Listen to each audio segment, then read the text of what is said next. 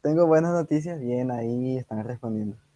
Hoy es y llegamos por fin a la última clase de ISTO, que es sistema cardiovascular.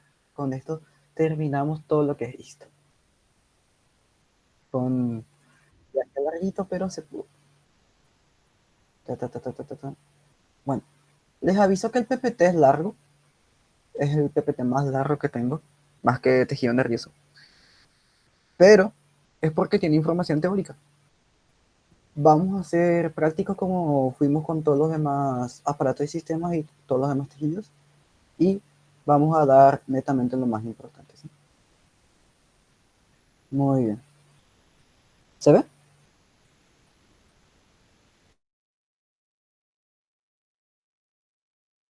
Genial. Bueno, ok. Vamos a ver lo que es el sistema cardiovascular. ¿Sí? Bueno, lo primero que nada, como todo aparato sistema, tiene una importancia tanto estructural y funcional. Es uno de los sistemas más importantes del cuerpo. Está allí peleándose con el sistema nervioso, pero básicamente ambos son los sistemas más importantes. ¿Sí? Bueno, y su principal función es la circulación sistémica. La circulación pulmonar, como ya saben, es más que nada la oxigenación de la sangre y de eso se encarga el aparato respiratorio. Vamos a tener el corazón, venas, capilares y arterias, o sea, corazón y vasos sanguíneos. Por eso se llama sistema cardio de corazón, vascular de vasos. Muy bien. En cuanto a la anatomía, ustedes saben esto perfectamente. Tenemos las aurículas, los ventrículos y también vamos a describir lo que son las válvulas, pero no con tanto detalle. Bueno, las aurículas que tienen de especial están arriba de los ventrículos y tienen poco miocardio, ya que justamente ellos lo que hacen es cebar la sangre a favor de la gravedad a los ventrículos. En cambio, los ventrículos tienen mucho miocardio, o sea, mucha pared muscular, porque tienen que bombear sangre a todo el resto del cuerpo. Y las válvulas están entre aurículas y ventrículos y entre los ventrículos y los grandes vasos. En cuanto a la descripción funcional, vamos a dividirlo en un corazón derecho y en un corazón izquierdo. Fíjense que el derecho está dibujado en azul porque tiene sangre desoxigenada, ya que este corazón, ¿qué pasa? Va a recibir toda la sangre que ya fue consumido, tanto su oxígeno como sus nutrientes, toda esa sangre vuelve al corazón y va a tener que ser bombeada por el ventrículo derecho, ¿a dónde? Hacia los pulmones para que se oxigene y vuelva acá al corazón izquierdo que tiene sangre oxigenada. Así que ahí tenemos la diferencia. El derecho tiene sangre desoxigenada y el izquierdo sangre oxigenada. ¿Alguien se anima a decir la circulación sistémica y pulmonar? ¿No? Bueno, vamos a ver que tenemos el ventrículo izquierdo. El ventrículo izquierdo dará origen a la aorta. La aorta va a mandar sus ramas tanto en la parte superior como en la parte inferior del cuerpo, en donde en los órganos se va a consumir la sangre oxigenada y estos órganos van a formar las venas, ¿sí? Las venas van a desembocar donde en la aurícula derecha y transportan la sangre desoxigenada. La aurícula derecha se va la sangre al ventrículo derecho, el ventrículo derecho a través de la arteria pulmonar manda sangre desoxigenada hacia los pulmones, en los pulmones se oxigena la sangre y vuelve todo a través de las venas pulmonares a la aurícula izquierda y la aurícula izquierda le ceba sangre al ventrículo izquierdo y se reinicia el ciclo, ¿sí? Así que tengan en cuenta eso. ¿Dónde ocurre el intercambio de sangre? En los capilares, ¿sí? En los capilares vamos a ver que son las redes más finas y allí es donde los nutrientes son suministrados al tejido. Y en un 90% todo, todo lo que sobra de la sangre es de vuelta a la circulación. Vamos a ver qué pasa con ese 10% más adelante, ¿sí? Muy bien, así es como se ve la circulación. Seguramente ya están familiarizados con esto. Muy bien. Ahora, en cuanto a las válvulas cardíacas, esto es netamente teórico. Vamos a ver que tenemos tres capas, filgosa, esponjosa y auriculoventricular. ¿En dónde? En la capa filgosa tienen que saber que hay tejido conjuntivo denso y irregular, colágeno tipo 1 y 3, y acá se forman las famosas cuerdas tendinosas. Esponjosas, la capa esponjosa vamos a ver que actúa como amortiguador y tiene tejido conjuntivo laxo. Y la capa ventricular o auricular tiene los cardiomiocitos y el endotelio. Tengan en cuenta que esta parte se pregunta en el teórico, ¿sí? Por ejemplo, les pueden decir, ¿es correcto con respecto a la capa fibrosa de la válvula cardíaca? Y la respuesta va a ser, tiene tejido conjuntivo denso irregular. Así salió una vez en mi parcial, en el parcial que yo rendí de esta parte, justamente se preguntó sobre la capa fibrosa de estas válvulas. Bueno, seguimos. Así es como se ve la anatomía. Fíjense como yo tengo acá las válvulas más grandes, que son la tricúspide y la mitral. La tricúspide tiene 3 válvulas en total y lo que va a hacer es comunicar, ¿qué cosa? Comunica la aurícula derecha con el ventrículo derecho y la válvula mitral es la izquierda, ¿sí? Va a comunicar la aurícula izquierda con el ventrículo izquierdo y acá tenemos las famosas válvulas semilunares, ¿sí? Tanto la aórtica como la pulmonar, que están hechas para los grandes vasos. Esto van a ver más que nada en fisiología cuál es su importancia, pero básicamente es para evitar el flujo retrógrado de la sangre, ¿sí? Para que cuando el ventrículo izquierdo bombee sangre, esa sangre pase a la circulación sistémica y no otra vez hacia la aurícula. Muy bien, y esta es la única imagen que tienen que saber de una válvula, que dudo mucho que se les pregunte, ya que solamente esta imagen es la única, entre comillas, entendible, y vamos a reconocer estas 3 capas según el libro, ¿sí? El libro medio que se embolla muchísimo en cuanto a la descripción de las capas, pero la cátedra toma así. En el recu de esto nomás se preguntó, en mi programa se preguntó esto de las válvulas y llamó mucho la atención ya que solamente hay esta imagen. Y era una feroz estrella acá en el medio y preguntaba qué capa era y bueno, se dio como respuesta capa fibrosa. Les pongo esta imagen que es la misma que está en el libro porque es básicamente la única entendible, por así decirlo, que hay. Y tomen bien este orden de capas que es el que toma la cátedra, ¿sí? Muy bien. En cuanto a las células valvulares cardíacas, esto es teórico, tienen que saber que su origen es de las células endoteliales y son similares a los fibroblastos. Luego, vamos a ver que son positivas a bimentina y condromoulina 1. Esto salió en mi final, en el teórico. Tiene bimentina y tiene condromoulina 1. Y vamos a ver que en algunos casos se convierten en miofibroblastos, o más bien células parecidas a los miofibroblastos. Bueno, una cosa que tienen que saber bien de las válvulas, ninguna está irrigada. Acá la irrigación es pobre, o sea, no hay luego, no está irrigado, ¿sí? Las válvulas funcionan gracias al tejido conjuntivo, ¿sí? No está irrigado, las válvulas no poseen irrigación. Todo el corazón está irrigado excepto las válvulas. Muy bien, ahora sí a lo que ya nos interesa, las capas del corazón, tenemos que reconocer lo que es el epicardio, miocardio, endocardio. Miocardio estudiamos en tejido muscular, el endocardio es básicamente la capa interna que está apuntando hacia la luz del corazón y el epicardio tiene tejido adiposo, tiene los vasos coronarios y vamos a ver que tiene las famosas almohadillas, ¿sí?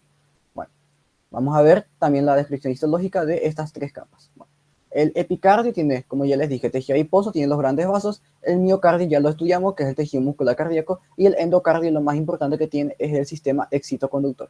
Todo el tema de los nodos sinauriculares, auriculoventriculares, las fibras de Purkinje, todo eso está acá en el endocardio, ¿sí?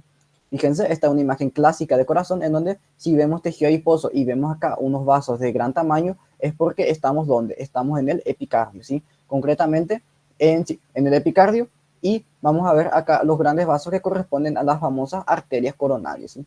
Y acá tenemos el mes que es mesotelio, ¿sí? ¿Alguien se acuerda qué era el mesotelio?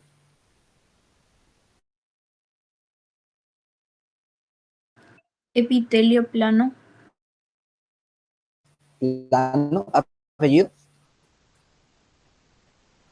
Simple. Simple. simple, propio de Cavidades. Recubre cavidades. cavidades, ¿sí? En este caso recubre la luz del corazón, ¿sí? Mesotelio, característico. Si mal no estoy, les puse en el test una pregunta de mesotelio, no sé si alguien me puede confirmar.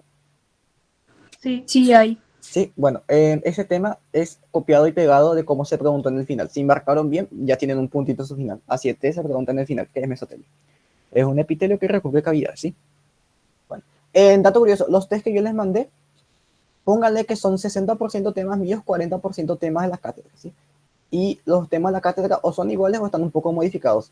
Pero les aseguro que si ustedes pudieron hacer el test, tanto el R1 como el R2, los 2 test de repaso que les mandé, si no tuvieron complicación, les va a ir súper bien en el teórico, ya que algo así es como se pregunta, solo que mi test que les mandé es más complicado que el de la cátedra, justamente para que ustedes se entrenen. Bueno, ok. A ver, seguramente les llamó luego la atención de que, a ver, pregunto, ¿a alguno de ustedes les pareció complicado los parciales teóricos? Antes de continuar. Los parciales teóricos de esto, ¿Les pareció difícil? No. ¿No? Bueno, les cuento ya que el parcial de esto es mucho más complicado que el final. El final son preguntas más grandes, más directas.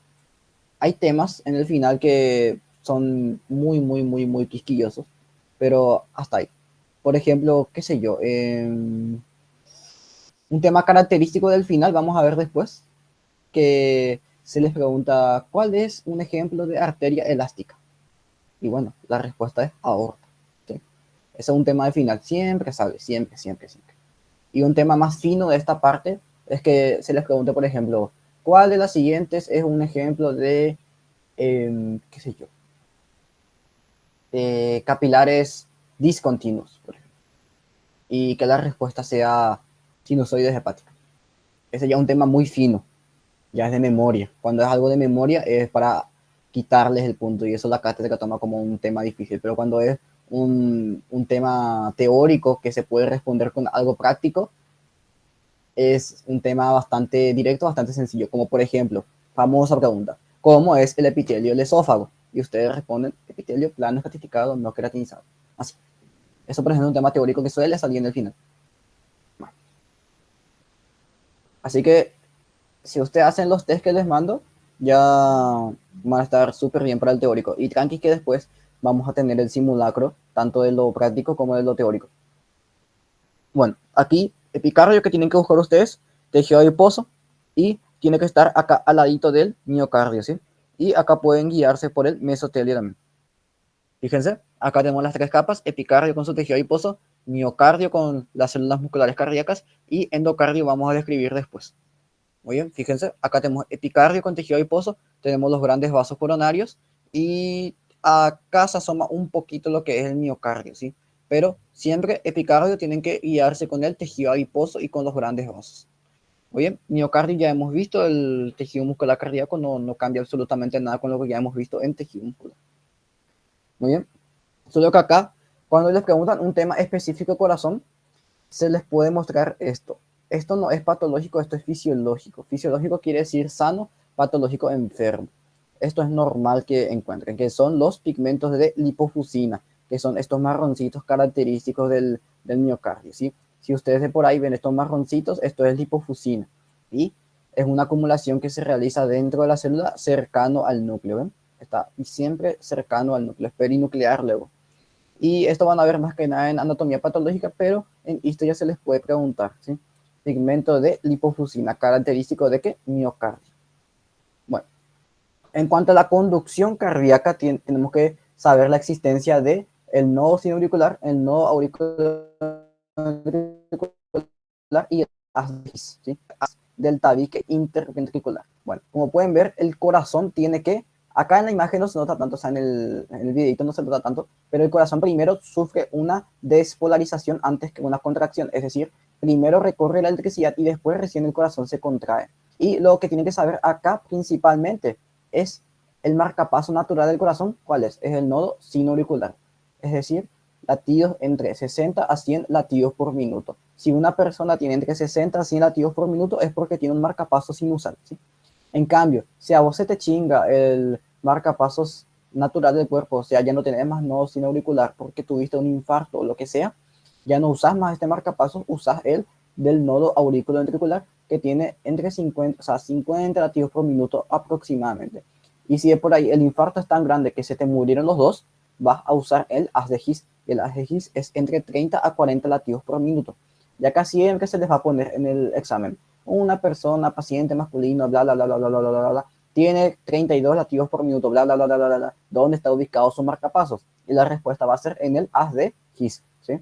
Ya que si tiene 32 latidos por minuto, estamos en el rango del haz de His, que es de 30 a 40, ¿sí? Bueno, luego vamos a ver acá lo que es el endocardio. Fíjense, acá tenemos las fibras de Purkinje, que son células musculares cardíacas que se crean neuronas, ¿sí? Tienen una, en la histología se ven, como pueden ver, muy blanquecinas. ¿Por qué? Porque acumulan muchísimo glucógeno, ¿sí? ¿Ven? Acá, siempre van a estar al lado del miocardio, siempre. Y son células que se creen neuronas, ¿sí? Porque tienen una conducción autómata, es decir, ellas se despolarizan solas, no necesitan de ninguna neurona, ¿sí? Así que si alguna vez dijeron, el cerebro controla el corazón, mentira, eso es, el corazón se controla solo, no necesita del cerebro, el cerebro lo regula, pero el corazón tiene automatismo, es decir, se despolariza el solo. Oye, pueden ver acá, estas de acá que a veces se pueden confundir con los condrocitos, como pueden ver con los grupos isógenos que formaban los condrocitos, pero ustedes nunca van a ver miocardio al lado de los condrocitos, ¿sí? Así que esto de acá, que es endocardio, ¿sí? Bueno. Ahora, esto es teórico, fíjense, la regulación de la presión arterial.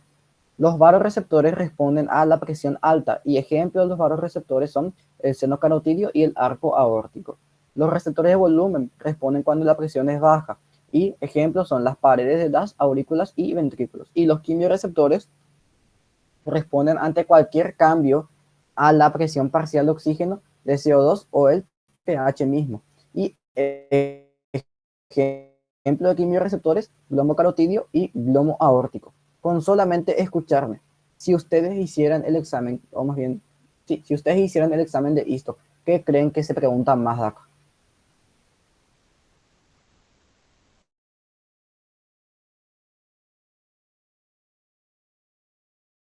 Creo que nos preguntó seno aórtico.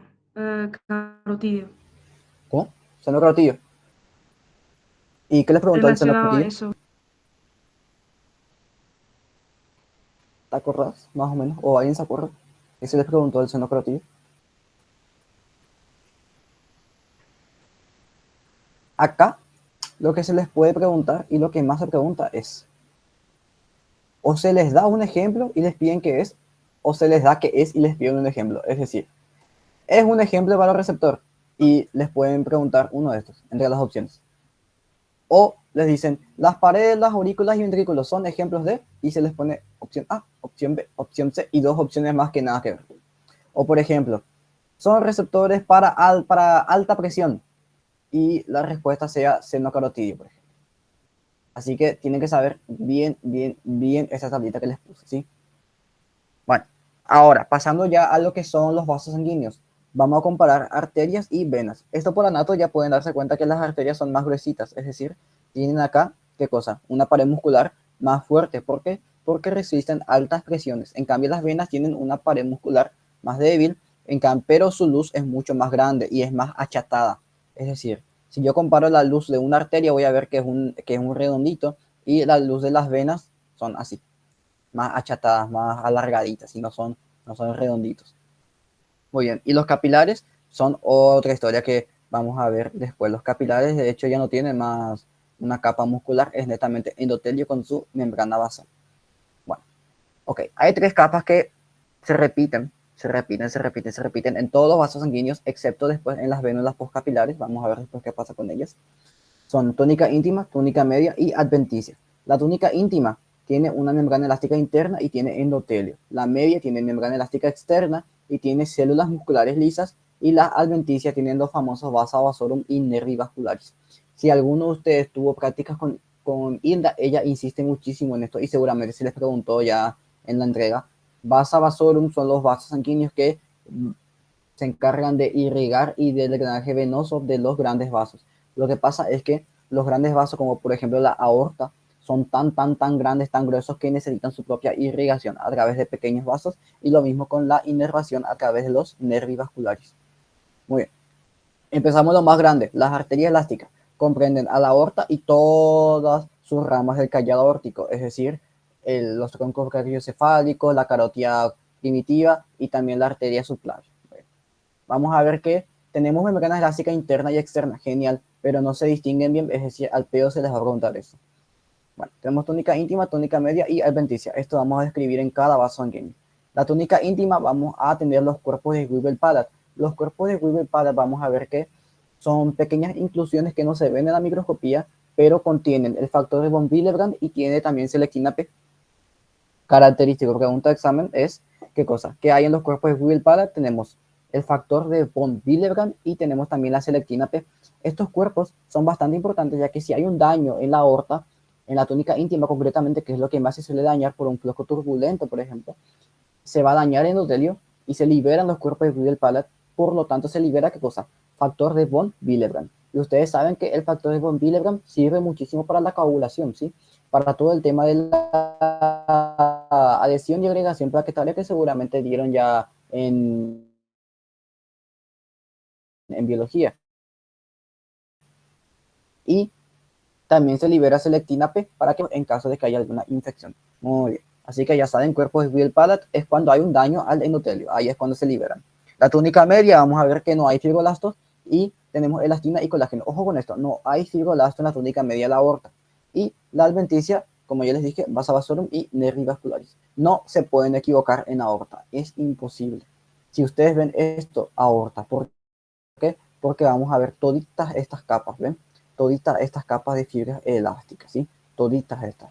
Y yo no puedo distinguir cuál es la primera acá y cuál es la última acá. Así que yo no puedo decir cuál es la famosa lámina elástica interna y lámina elástica externa. Yo no puedo decir cuál es cuál, ¿sí? Lo que tienen que saber bien acá son las capas. Fíjense, todo esto es la túnica media, todo esto es la túnica íntima y todo esto es la adventicia, ¿sí? Fíjense, túnica media, túnica íntima, adventicia, ¿sí? La túnica media es más grande que la adventicia, ojo con eso, ¿ok? Túnica íntima, vamos a ver que tenemos el endotelio de revestimiento, tenemos zona ocludens, o sea, uniones oclusivas y lámina basal. Vamos a ver que tenemos tejido subendotelial con fibras colágenas. Todo esto es información teórica, no se ve la microscopía, pero les puse ahí por si no les alcanza el tiempo para leer este capítulo. Y, ojo, la lámina interna no se diferencia casi, ya que, tampoco la externa, ya que justamente son tantas capas elásticas que no se diferencia más cuál es la interna y cuál es la externa. Y siempre recordar los cuerpos de Weevil-Pallat, donde en la túnica íntima. Bueno, en cuanto a la túnica media, es la más grande. Tiene que 40 a 70 capas de fibras elásticas, ¿sí? Y hay células musculares y también hay elastina, ¿sí? Tenemos fibras colágenas también de paso. Y ojo, no hay fibroblastos, en serio, les insisto mucho con esto. En la túnica media de la aorta no hay fibroblastos. Y ustedes estarán preguntando, ¿y cómo entonces se sintetizan las fibras de colágeno si no hay fibroblastos? Bueno, las células musculares son las que sintetizan estas fibras de colágeno junto con las fibras elásticas, ¿sí? Son las células musculares lisas, ¿sí? Y la lámina externa tampoco se diferencia casi. Y en cuanto a la adventicia, lo más importante es lo que está señalando la flechita. ¿Alguien me puede decir qué creen que es lo que señala la flechita? Vasa vasorum. Excelente, ¿sí? Tenemos vasa vasorum, que son pequeños vasos sanguíneos que van a irrigar a la aorta, ¿sí? ¿Dónde están? Están en la túnica adventicia. Y ojo, es más delgada que la media, esto es evidente, la media es gigante luego. Acá sí hay fibroblastos y hay macrófagos. Tenemos vasa vasorum y nervi vascularis, ¿sí? Muy bien. Ahora un poco la A, ¿qué es? Túnica íntima. La B, La media. la C, Adventicio. la punta de flecha.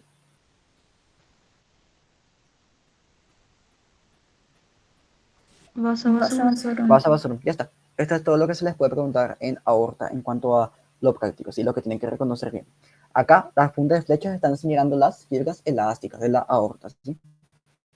Bueno, acá, fíjense, tejido adiposo.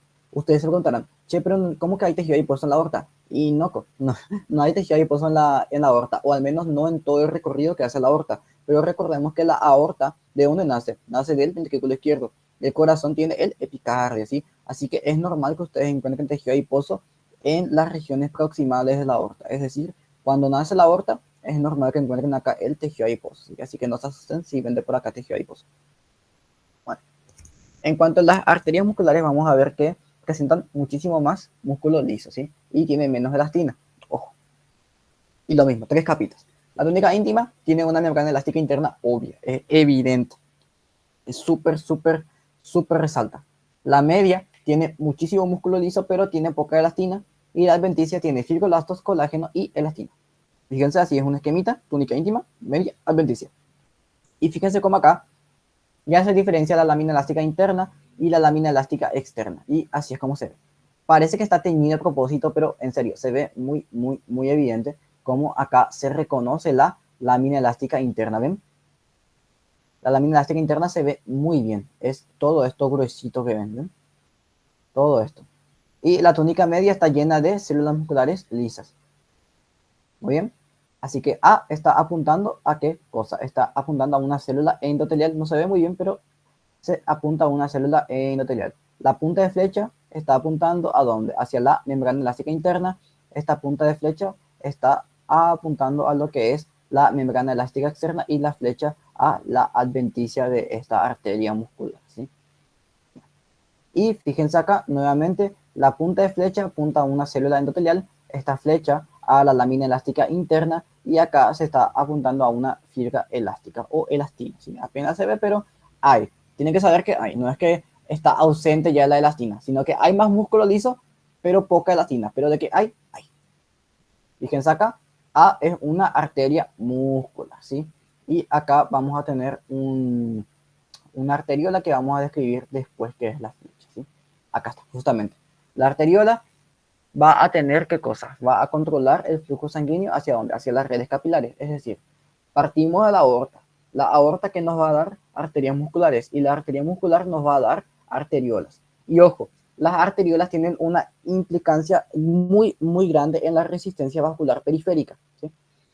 Son los protagonistas de la resistencia vascular periférica. Eso es teórico, de por ahí si les preguntan ya saben, la arteriola controla lo que es la resistencia vascular periférica.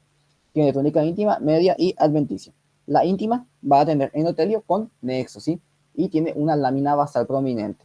La media tiene, ojo, de 1 a 2 capas de músculo liso nomás tiene. Es decir, no vamos a ver como la arteria muscular. Y la adventicia es delgada, es mal definida y casi no se ve.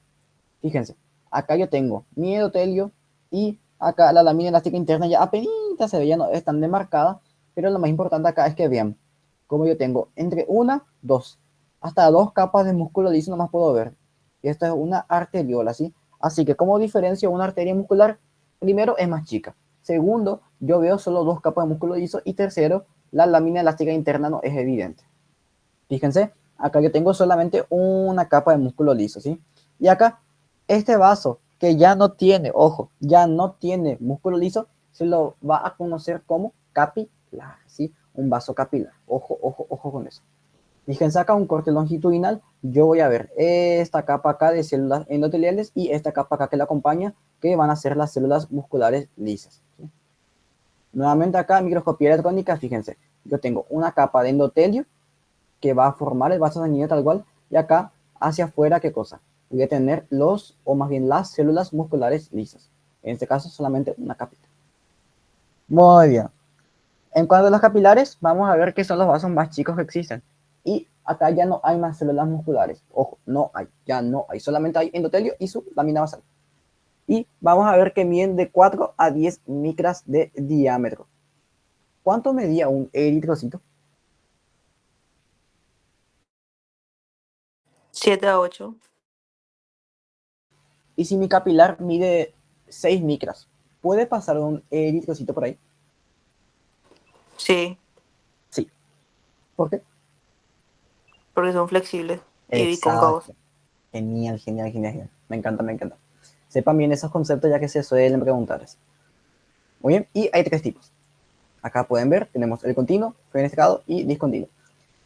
¿Qué tiene de especial cada uno? El continuo tiene tanto los endotelios, están completamente enteritos, ¿ven? Completamente indemnes, y la membrana basal también es continua. En cambio, el fenestrado es como si hubieran ametrallado a mi endotelio. Sí, fíjense que ya hay fenestraciones, que son los famosos agujeritos. Y acá el discontinuo que pasa ya no tiene más sentido.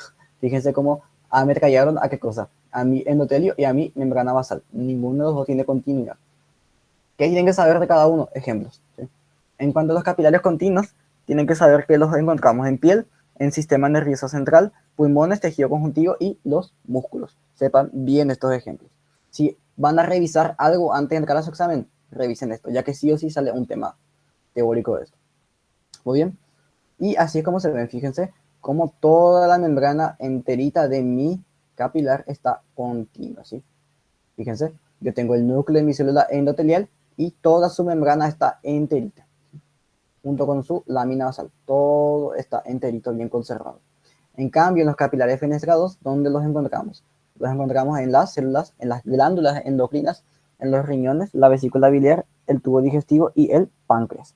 Y ojo, fíjense cómo acá, ¿qué cosa? La membrana de mi endotelio está discontinua, pero la lámina basal, que es esto punteado, todo esto está bien conservado, pero la membrana basal, disculpen, la membrana endotelial, la membrana plasmática, ya no está tan continua, ¿sí? Acá fíjense que hay un agujerito. En cambio, todo lo que es la membrana basal sí está bien conservado.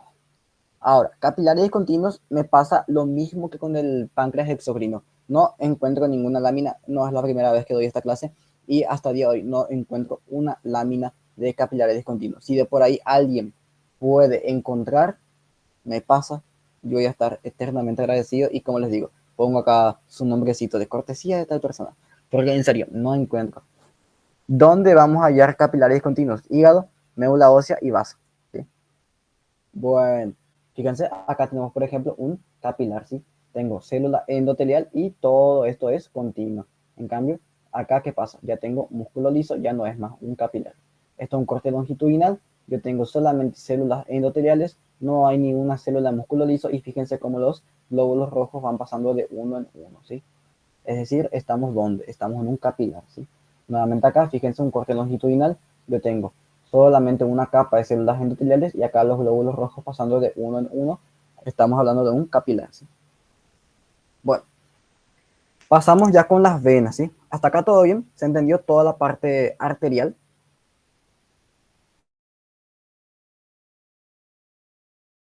Genial. Bueno, en cuanto a las venas, vamos a ver que tienen los pericitos, carecen de adventicia, pero presentan una membrana basal continua, ¿sí? A esto me refería que las túnicas no se mantienen por todo el sistema circulatorio. Acá, las vénulas postcapilares y las pequeñas ya no tienen más adventicia. Bueno, vamos a ver que sirven muchísimo para qué cosa.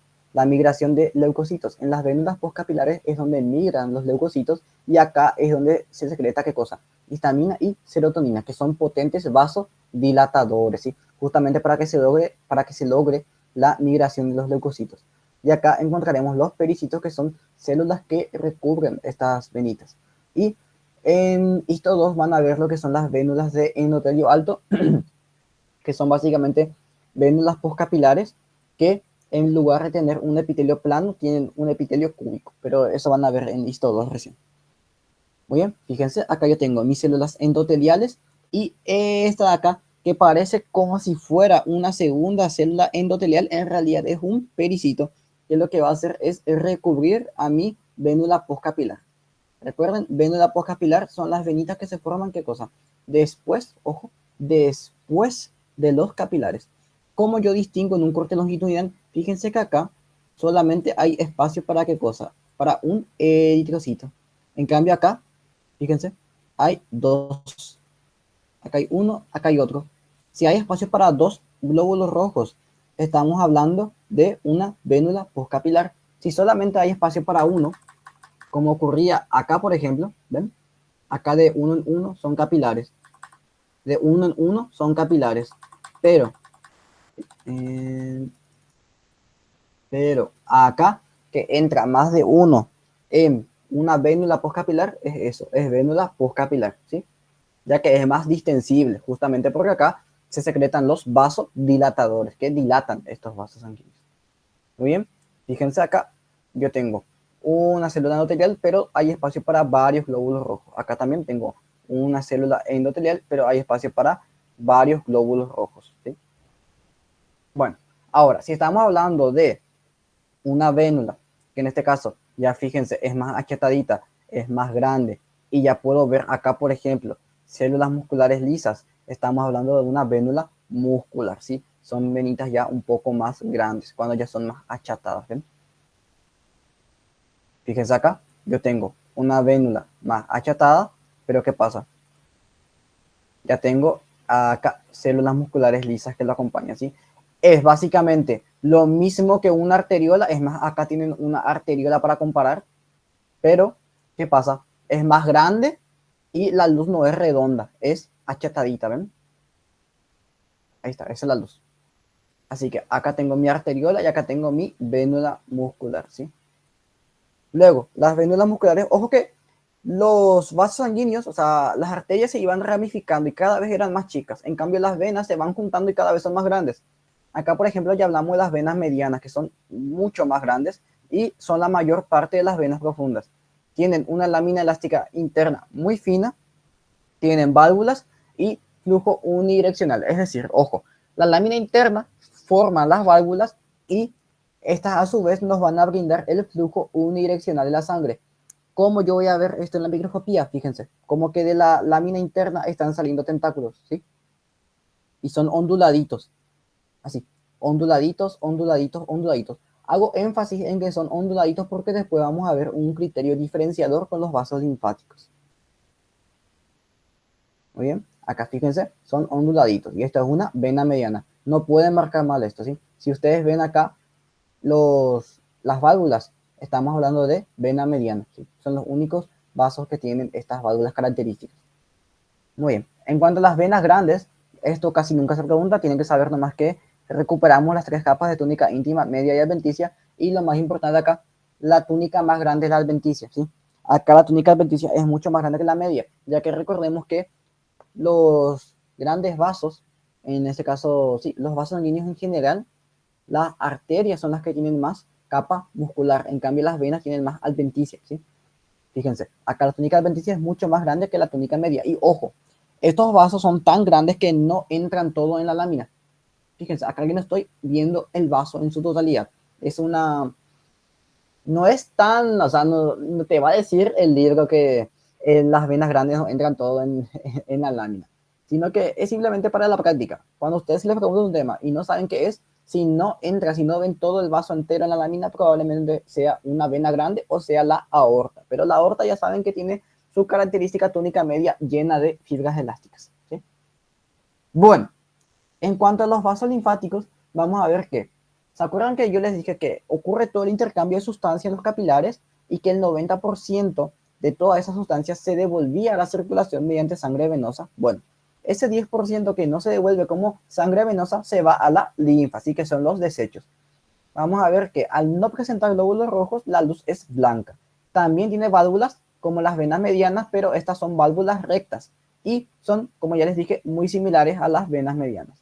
Acá, como pueden ver, tenemos la arteria que va a dar sus ramitas, forman acá los capilares y ocurre el intercambio de sustancias y, ojo, los desechos van a ser transportados donde a los capilares linfáticos y acá ya ocurre todo lo que es la circulación linfática.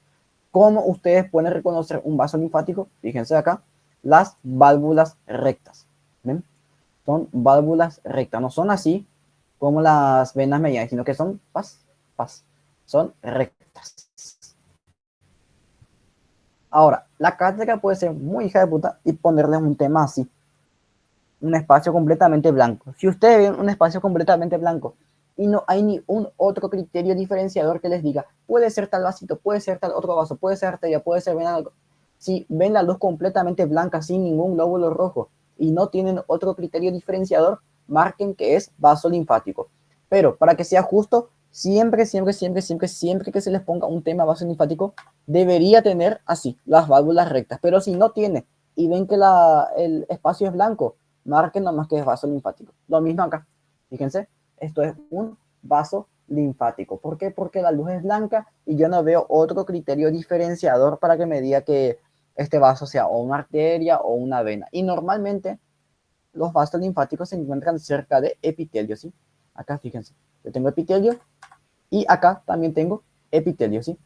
Si de por ahí ven eso, que está cerca de un epitelio, que tiene la luz blanca y que no tiene válvula recta, y bueno, arriesguense por vaso linfático, pero el mejor tema, en el mejor de los casos, si les quieren preguntar vaso linfático, tiene que ser con las válvulas rectas. Muy bien. ¿Alguna duda, consulta que tengan?